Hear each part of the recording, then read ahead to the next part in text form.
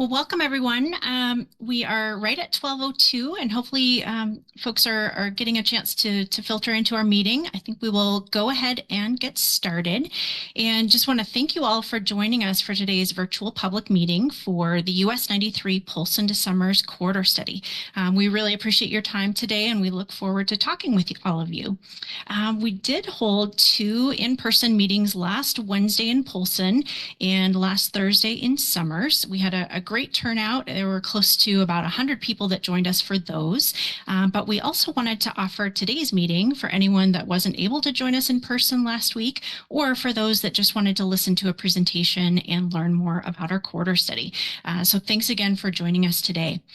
Wanted to start out with introductions of our panelists and co-hosts. So my name is Sarah Nicolai, and I'm a project manager for Robert Petch and Associates in Helena, and we're the engineering firm that's been contracted by the Montana Department of Transportation to assist with this study. And I'll introduce our other panelists here from MDT. So we have a number of folks on the call with us today, starting out with MDT Planning. Jackson Lang is our project manager for this quarter study in Helena. We also have Vicki Cernich, Samantha Wood, also with MDT Planning. And then from the Missoula District, we have Joel Boucher, who is the MDT Missoula District Pre-Construction Engineer. And Joel works frequently out of the MDT's Kalispell office. And then from Robert Petch and Associates, my colleague Carrie Lynch is with us, and I believe Scott Randall will be joining as well, and they're helping assist with this study also. So the panelists and co-hosts that I just introduced will be helping me with this meeting as we move through. So I'm going to jump into some slides that we have to share with you today. A couple of housekeeping items. First off, we do have a presentation that we want to share with you, and I'll be running through a number of slides coming up here in a couple minutes.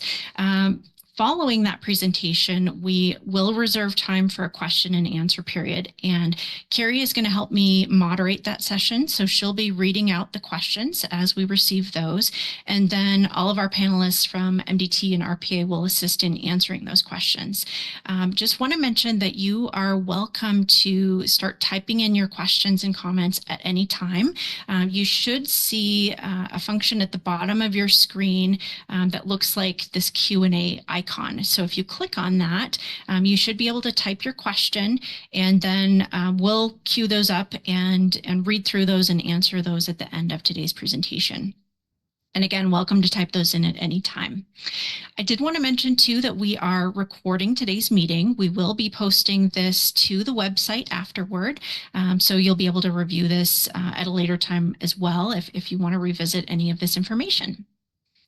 So with that, I'll jump into today's agenda for our presentation. We wanted to provide a little bit of an overview of MDT's planning study, and I'll touch on our study area as well. Additionally, we wanted to talk through some areas of concern for our quarter study and some of the key findings to date we'll share with you. And then lastly, we'll talk about our study schedule and upcoming next steps in the study before we turn then to our question and answer period. So with that, I'll start out here with some background on the planning process that MDT uses. So I've mentioned that MDT is conducting this as a planning study, and the purpose of this is just to understand the needs in the corridor before potentially developing or constructing any individual projects at some point in the future. If a project were to be advanced, MDT would follow all of the formal steps in the project development and construction process. And you can see those listed out here in the bullets in these two blue boxes. But for right now, we are focused on this early planning phase, so on the left-hand side of this graphic. And we are conducting this planning study, anticipating completing that planning study in May of 2025. In terms of the process that MDT uses for a planning study, we are following several steps. And first, we're developing a baseline understanding of existing and projected conditions. And this helps us identify areas of concern within our corridor. We'll share some of that information with you today as part of this presentation. Using all of that data that we gather during that first step, as well as input that we receive from the tribes and resource agencies and members of the public, the study then will define needs and objectives. So this is our second step in the process. And we're focused on transportation, safety, and operations, but we also take into consideration other elements such as the context and the setting and the environment that help us influence kind of the study outcomes from the study. Next up, our third step is looking at potential improvement options that MDT and partners could pursue in the future as funding allows.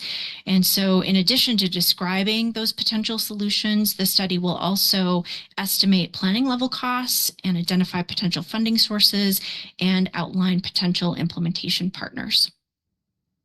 The last step in the process, we will compile all of our work into a corridor study report where we document the process and our findings and our recommendations.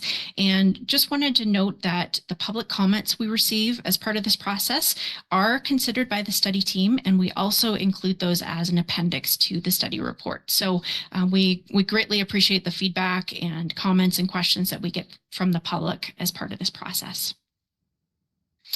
So next up, I'll touch on our study area, the area that we're focusing on for this study. So this is looking at about a 40-mile segment of US 93, and our study corridor is outlined in red here along the western side of Flathead Lake.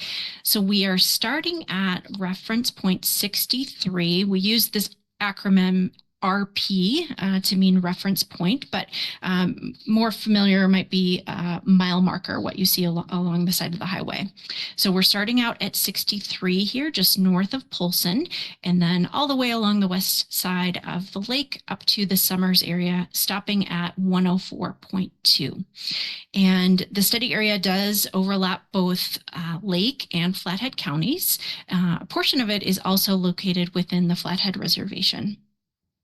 One of the questions that we've received so far is why the study area did not travel a little bit farther to the south and include Polson. So just wanted to let folks know that a separate study was conducted by MDT that was completed back in 2011, and it ended at this RP 63. So that was the reason we identified this as the starting point for our study. Didn't want to overlap or redo work that had already been completed in the past. So that's the rationale for our starting point. And the ending point, we are including the intersection with Highway 82. That's an important point here, but just focusing on this 40-mile corridor. Now, in terms of areas of concern, this is an important part of the study, is just identifying some of these areas of concern. And we've listed out a couple of these here, and I'll go into more detail in the upcoming slides.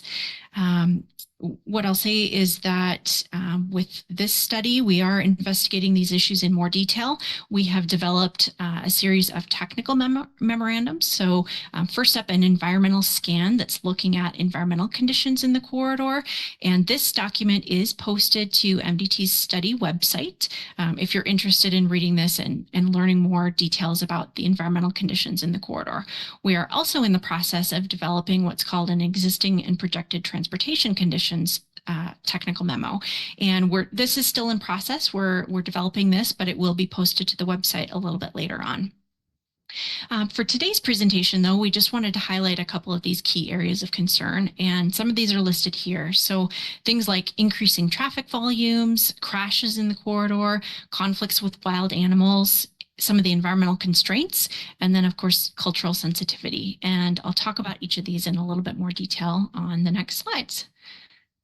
So starting out first with traffic conditions, we have taken a look at historic traffic volumes in the corridor over a 20-year period, so dating back all the way to 2004.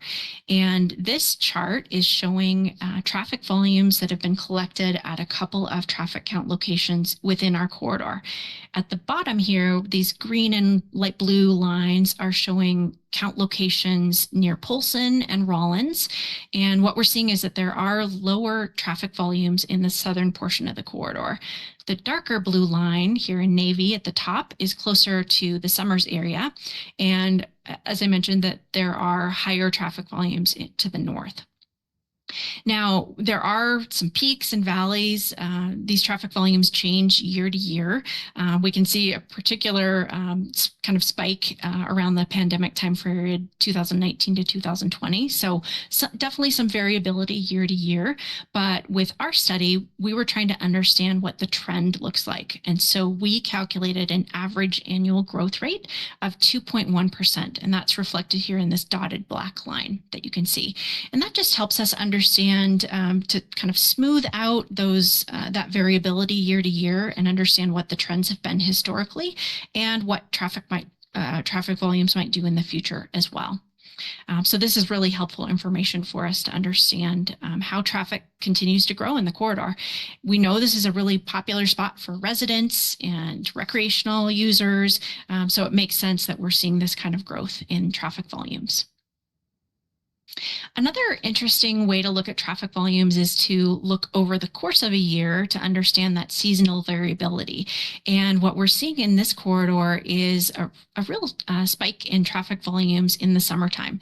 So again, we have two different count locations that we're showing. One, this darker blue navy line is south of Elmo, and then the green line is north of Elmo.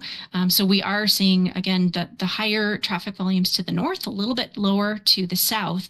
But in both cases, they're showing this seasonal variation with a peak in the July, August time period. We know that's a really popular time for folks to visit Flathead Lake. There's just a lot of recreational activity in the summertime. And so it makes sense that we're seeing those higher traffic volumes during that time period as well. Next up, I wanted to turn to safety. Safety is a really important topic as part of this study, and it's always one of MDT's top concerns as it's addressing and managing roadway corridors across the state. So in terms of our corridor, we obtained crash data from MDT for the period from 2018 to 2022. The year 2022, that's the most recent crash data that was available to us for this study. So we're looking at that to help us understand some of the safety concerns in our corridor. During that 5-year period, there were 814 total crashes that occurred. And we received a lot of different data from MDT where we can break out some of the characteristics associated with those crashes. So we have a number of charts here that I'll talk through. Starting out first in the middle of the slide here at the top is looking at when those crashes occurred according to month. And what we're seeing is that there's a spike in crashes in July and then also in October. And that does match up with some of those higher traffic volumes, recreational traffic volumes in the summertime. October might be some additional wildlife conflicts, for example, hunting activity. So we are seeing those two spikes, summertime and fall. The lower number of crashes are occurring in the spring. So March, April, May, you can see are the shorter bars here. Fewer crashes are occurring during those time periods. In the upper right-hand portion of the slide here, we're showing crashes according to the day of the week. And for the most part, they're pretty evenly distributed Sunday through Saturday of the week. There are slightly higher number of crashes that occurred on Friday and a slightly lower number on Thursday. But otherwise pretty evenly distributed. At the bottom of the slide, we're showing when crashes occur according to the time of day. And again, with all of these charts, these are averaged over all of the corridor that we're seeing. And so with this bottom chart, we did break out between weekends. That's in the green line here at the bottom. Then in the navy line, we've got weekday crashes. And then the top line is the combined total number of crashes in that dotted black line. What we're seeing is that on the weekends, crashes are pretty well distributed across the day, but on weekdays, there are some spikes. And the first one that we noticed is in the morning time period, about from 6 a.m. till about 8 a.m. And so that corresponds pretty well with our morning commute time periods. So we are seeing that spike in that morning commute period. Later in the day, we are seeing kind of some building numbers of crashes here in the afternoon and early evening. So starting about 2 p.m. and starting to ramp back down at 8 p.m., kind of this sustained peak here that roughly corresponds with an evening commute period as well. And those two spikes in the morning and the afternoon, that does also translate to our total if we're including the weekend time periods as well. So some interesting information about when crashes are occurring in the corridor. This next slide is talking about crash severity, or how people involved in those crashes are hurt. And we've got on the left-hand slide some infographics that I'll talk through. So mention that 814 total crashes occurred during our analysis period, that 5-year analysis period. And as part of those 814 crashes, there were 1,638 people that were involved. And so that reflects that there might be multiple occupants of each vehicle involved in the crashes. At the bottom here, we have breakout according to crash severity. And so we're looking at the number of crashes and the number of people involved in each of these different categories. And I'll start up in the left-hand corner here with fatal crashes. So there were 9 fatal crashes involving 9 fatal injuries or deaths. And this category is one that MDT is striving to eliminate on public roadways in the state. So very concerning that we had 9 deaths during our analysis period. The next category is serious injury. So we had 28 crashes that fell into this category, and 33 individuals that were injured seriously as part of those crashes. And these are disabling crashes. So a serious injury that we can imagine somebody probably isn't walking easily after that type of crash. And again, this is another category that MDT is striving to eliminate on public roadways. The bottom 2 categories are lower level of severity. So we've got the minor or possible injury category, 125 crashes and 193 minor or possible injuries. And then the last category is called PDO, and that stands for property damage only. So this might be more of a fender bender, but there were no individuals that were injured. And of these, there were 652 crashes and 1,403 individuals that were not injured as part of those crashes. On the right-hand side of our slide, we're showing the location according to severity. And so we have a heat map here that's color-coded. The lighter blue color indicates a sparse number of crashes, whereas the orange or yellow is showing a concentration of crashes. We also have some call-outs with the red cross indicating a fatal crash. These are the ones that I mentioned, the 9 fatal injuries where there was a death involved. And then the blue dot is a suspected serious injury. We call it suspected because at the time, the reporting officer arrives at the scene and makes their best judgment. But of course, they're not a medical professional diagnosing a condition. So it's indicated as a suspected serious injury. We can see that these are pretty well distributed all throughout our corridor. However, there is a concentration at the northern portion of our corridor in Flathead County. So we're seeing that darker red and orange and yellow color, and especially in the lakeside area, there's a hotspot concentration, as well as up near Summers. Next up, wanted to share a few more characteristics related to the crashes that occurred in our analysis period. So we do have information about environmental factors such as weather and roadway surface and lighting conditions. And starting out on the left-hand side here, relating to weather, the reporting officer takes down all of this information when a crash occurs. And so what we know is that about 85% of all crashes occurred when it was either clear or cloudy conditions. A fewer number occurred when either there was snow, 7%, or rain, 5%, that was occurring at the time of the crash. Related to weather, we also have a category looking at the road surface. And we know that 72% of crashes occurred on dry roads, whereas about 13% happened when there was snow or ice or frost on the roadway, and then 13% of the time the roadway were wet.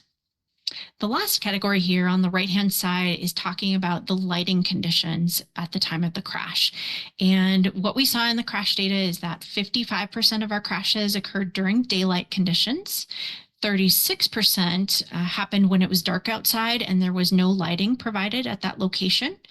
1%, it was dark outside, but there was some type of street lighting provided. And then 8% happened during dawn or dusk time period. A few more details here relating to our crash characteristics. We also have details about the people that are involved in these. So I mentioned again, 1,638 people were involved in those 814 total crashes.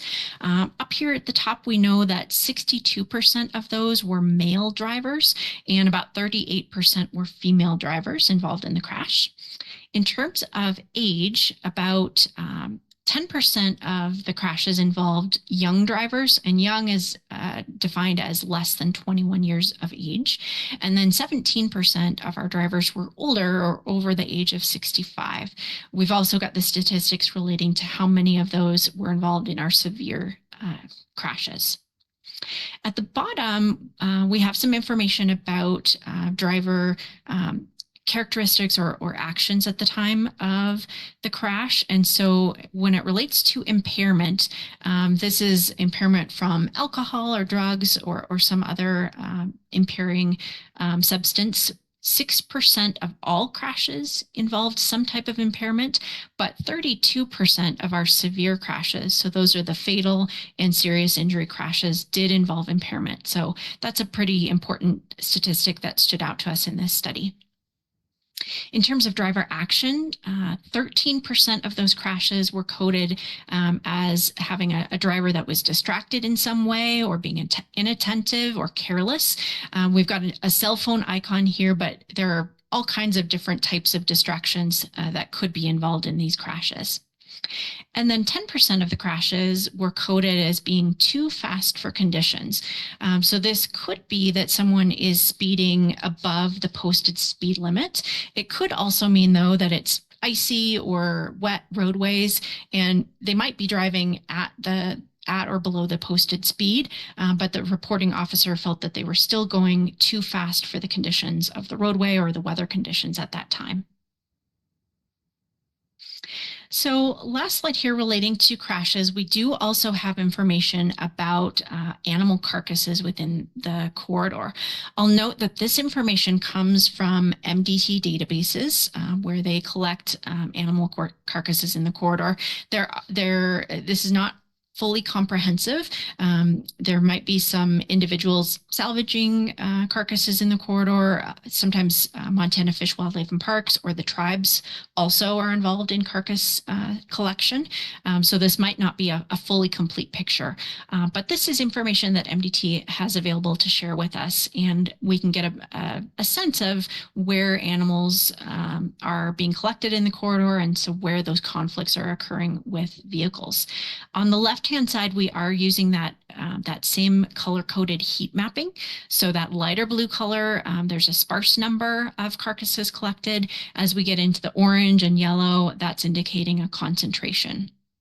This left-hand side is also only focused on deer carcasses. And so we can see that deer have been collected all throughout our corridor. There is definitely a concentration, though, up again in the northern portion, and especially between Lakeside and Summers, we're seeing that concentration. On the right-hand side, we've mapped out some other large mammals, and we've broken out with a red dot for elk. We have a blue triangle for black bear. We do have some domestic animals. This might be cattle. And then other wild animals or unknown are indicated in those black dots. So again, throughout our corridor, but definitely a concentration in the middle and up toward the north where we're seeing those carcasses. In total, 2,443 carcasses were collected by MDT and recorded in their database during our analysis period. So I'm going to switch gears and talk a little bit about the environment. So I mentioned that we have developed an environmental scan. It's a technical memo, and that is posted out to MDT's study webpage. So if you're interested in more details, do encourage you to take a look at that report. This is a really important consideration for planning studies because it helps us understand potential constraints or things that might influence the development of future improvement options for the study. And MDT is always trying to minimize impacts from any future projects. So this helps kind of set a baseline understanding of where these important resources are located. So I'll just mention a couple of these, starting out with the natural environment. Of course, our corridor is located on the western side of Flathead Lake. So that is an incredibly important feature, a really valued, important resource in our study corridor. And along with the lake, there are multiple streams and associated wetlands. Those are also very important resources that we need to consider. With the lake and these wetland areas and streams, this provides a lot of habitat for quite a variety of species. And we've seen this in our carcass collection, but also we just know that there's a lot of habitat for animals, including elk and deer, bear, a wide variety of small mammals, raptors, amphibians, reptiles, and aquatic species. So home to a great variety of wildlife in our corridor. Additionally, this corridor provides some connectivity for some sensitive species like lynx and grizzly bear and wolverine. And there are multiple protected species that either live or travel through our study corridor. The environmental scan that we conducted also considers the human environment. And I've mentioned before that we know there's a lot of growth and activity in this area. We are seeing annual population growth for Lake and Flathead counties. We looked back to the 1970 census up through the current 2020 census, and we found about 1.6 to 2.0% annual population growth that's been documented for those counties. So a very popular spot for new residents to come and live in these areas. We also know that these counties in our study corridor, there's a diverse economy. We've talked a lot about outdoor recreation, tourism being very important industries, along with a number of others that help support residents in this area. Along with that recreation, there are 3 state parks and a number of fishing access sites and other tribal and local recreation sites. So a very popular draw in this study corridor is recreation. We also know that this is a very important corridor from a cultural standpoint. And as part of our environmental scan, we conducted a review of sites that have been previously identified. And these include both historic and prehistoric cultural sites. We also know in talking with the tribes and in doing our research that there are a number of very sensitive areas near Elmo and Dayton and Rawlins that are considered tribal heritage properties. And so this information is just really helpful for MDT to understand the sensitivity, the important resources in our study corridor so that we are setting a baseline and try to minimize any impacts to these important resources. So that takes us through an overview of some of the key findings from our study so far. I wanted to touch on our study schedule. We are completing the existing and projected conditions effort, and I mentioned we have a few final details to wrap up there. Once that memo is ready, we will be posting that to the study website, so that will be available in the coming weeks for you to review. I mentioned that from that, all that background data and input that we've received so far, we're developing our needs and objective statements, and those help us define what we're trying to achieve in this corridor as it relates to transportation, safety, and operations. From there, we'll be focusing on identifying potential improvement options and coming up with some recommendations for the study. And we will have another round of outreach. Our next public meetings, we're planning to come back out to the public sometime this winter in 2025. Tentatively, we're targeting January, and by that time, we'll have a draft set of improvement options to share with you all, and we'll be asking for your feedback and thoughts on those. From there, we'll be developing our final corridor study report. And as a supplement to this study, we are also conducting an access management plan process. So that'll take us through the final months of the study. We are planning to wrap up the study by the end of May 2025.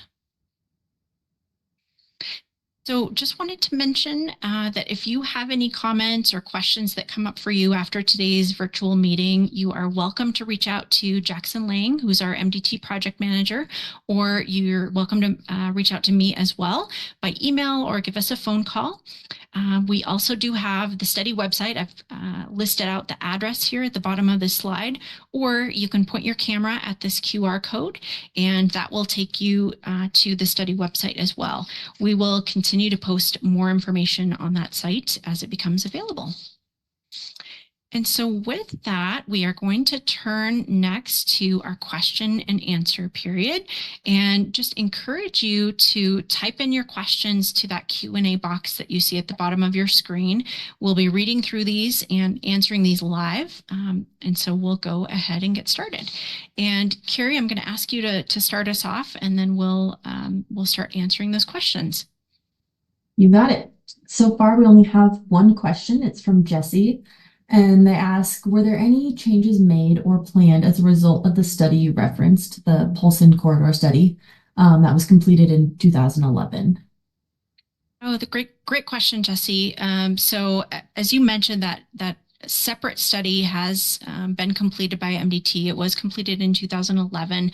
And I know there were a number of recommendations that came from that study. I believe there have been some that have moved forward. I wonder if Joel or someone else from MDT might be able to specify what projects may have been implemented from that study. I actually don't have any. I was looking at this trying to find an answer after I read that, and I didn't find any specific recommendations that I found a project related to. I know a lot of the focus of that was looking at alternative bypass options around the area around Polson, and we do not have that planned at all at this point. I do know the city is working on kind of an internal bypass, so to speak, unofficially, that would connect the road behind. Let me pull up my map and see the road. The road across from Walmart would connect that to Hillcrest. So I know that is something that's kind of in the works that they're working on funding right now for. But other than that, yeah, there's not a bypass or anything coming out of that study.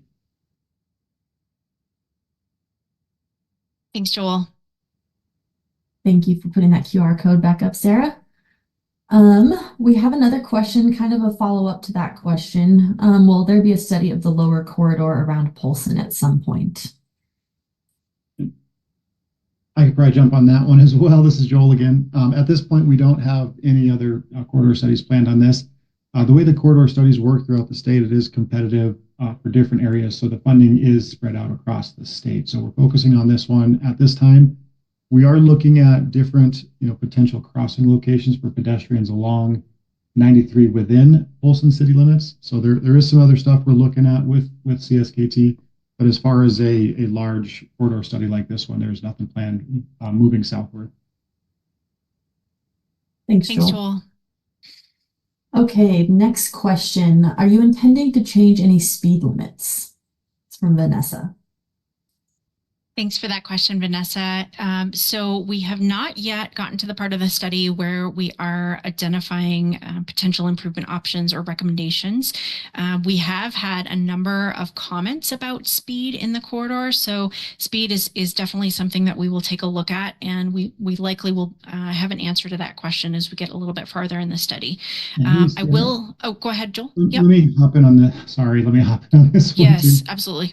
There's a lot of concurrent stuff going on with this study. There's also a speed study that was requested around Lakeside by the county, by Lake County and Flathead County, that was wrapped up, I want to say about a month ago. And I know that has been presented to the commissioners, and I do believe there are some speed limit adjustments around the Lakeside area.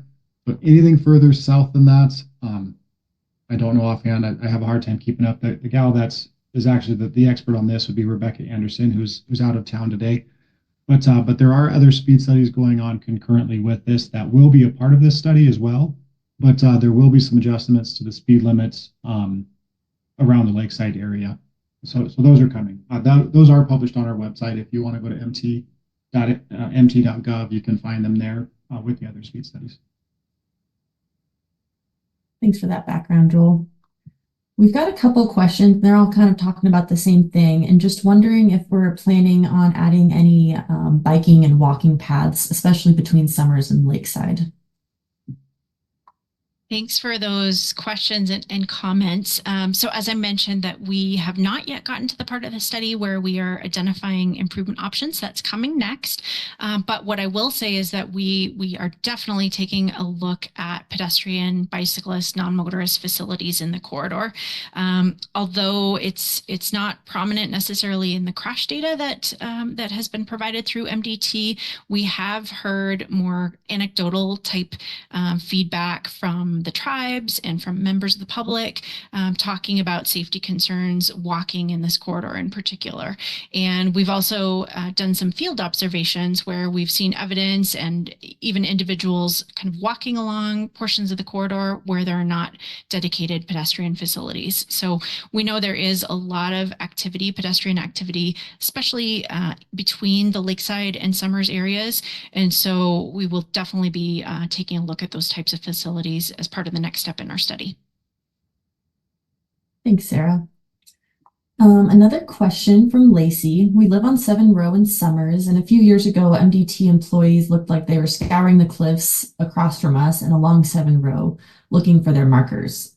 Is MDT thinking of widening the road in this section? Thanks, Lacey. I'm not familiar with, I guess, the markers in that area. I wonder if maybe Joel or someone else from MDT might know. I do not know what that reference is to, no. And like Sarah said before, we aren't sure what the solutions are going to be that we're going to come up with yet. So at this time, there's no plan to widen the road there, but yeah, we don't know what's going to come out of this study. Perfect. Thank you. This is a comment from Brian, just noting that having lived in the area south of Lakeside for over 45 years, especially over the last few years, there's been a really dramatic increase in housing in the Lakeside and Summers areas, which is corresponding to an increase in traffic-related statistics. So just a note there. Thank you for that, Brian. Thanks for that comment, Brian. And I'll just note that we have heard kind of the same thing, especially at the in-person public meetings. And we know of some upcoming developments that are planned in the corridor as well. So I think you're absolutely right that this development and additional residents moving to the area is really having an impact on traffic volumes and also the crash and safety concerns in the corridor as well. So thanks for that comment. Perfect. And then another question from Jesse. Where does this study and the possible recommendations fall on the priority scale relative to other MDT projects? Just curious, given the competitive funding nature. Maybe this is a question for Joel.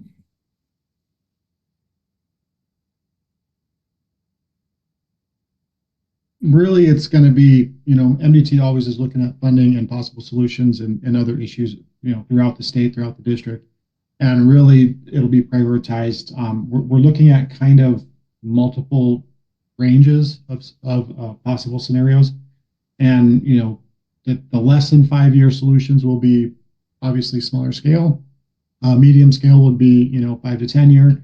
And, larger scale projects would be most likely beyond the 5 to 10 year plan. So it really just depends on the nature of the project that we'd be looking at. Thanks, Joel. Building off of that, if we were to choose to widen the road, how much notice would MDT give homeowners prior to the decision being made? Thanks for that question, Lacey. I'm just going to jump back up to an earlier slide here that showed the overall project development process. So bear with me here. So mention that we are in this early planning stage. So there have not been any individual projects nominated at this time. We'll be coming up with some options and recommendations from the study. MDT could elect to advance one of those as a project in the future. And if that were to happen, there would be a number of these different steps that have to be addressed. So MDT during a project development process, there's a lengthy design process, environmental documentation that needs to be completed. If the improvement were outside of existing MDT right of way. There could be an acquisition process as well. So a lot of different steps, and there would definitely be ample notification to landowners and other folks affected by any project that would move forward. And Joel would just ask if you have anything to add to that as well. No, I think that's good. Yeah, anything that would be required in a widening would be, there'd be plenty of time. You would see it coming. And also maybe just to tack on to that, this is a planning study, and when we identify improvements, we will go back out to the public, and any potential improvements that we're looking at, we'll be able to discuss at that time too, before we even finalize this study. At this Thanks, Carrie. time, Thanks, Joel. there are no additional questions in the Q&A, but we invite anybody, if they have any final questions, to please add them there, and we'd be happy to answer them. Thanks, Carrie. And we'll just hang out for a few more minutes here. If you're thinking of a question that you'd like to ask, I'm going to jump back to our QR code in case you'd like to visit our website.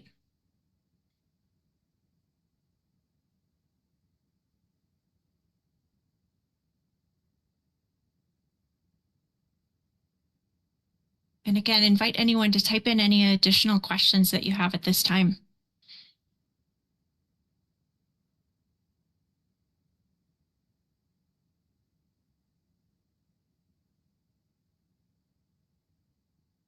Sarah, did you mention the commenting map on our website? I think I probably did. So that's a great comment, Carrie. So if you do go to our website, either by typing in this address, or again, you can point the camera of your phone to this QR code and it will take you to a link to our website. We do have an interactive commenting map, and you can add a dot or a line and then enter in your specific comment that relates to a location. So that's another great way to comment about the study and tell us about any specific spots in the corridor where you have concerns.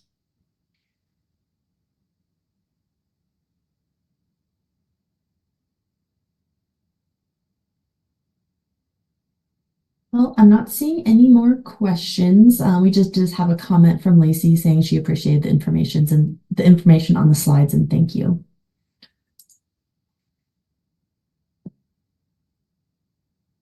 Great. Well, thank you all so much for your time today. We really appreciate it. Hopefully this has been informational for you, but again, just encourage you to read documents that are posted on the website, and please do reach out to us if you have any other questions or comments. And we will add all of you to our study contact list, and we'll be sure to let you know the next time that we are coming back out for our next round of public meetings. So thanks again, everyone. We appreciate your time.